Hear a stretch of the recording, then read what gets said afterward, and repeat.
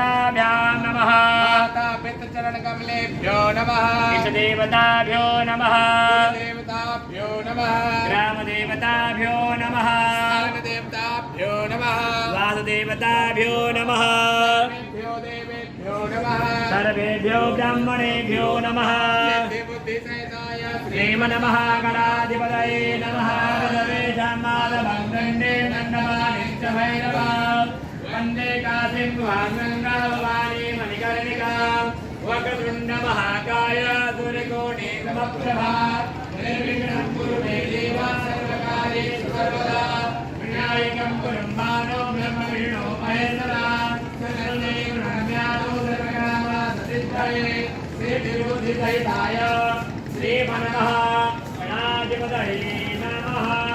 आपके पास जो सुपारी रखा हुआ है उसके पास पुष्प अर्पण करें। ఆ పూక ఒక్క మీద పువ్వులేసి దండం పెట్టుకోండి. గణపతి మీ విస్తరాకులో పూక ఒక్క ఉంది, దాని మీద అక్షంతలు వేయండి.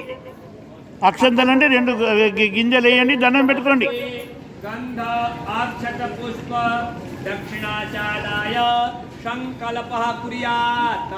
हाथ में पुष्प अक्षत चंदन दक्षिणा लेकर संकल्प करेंगे।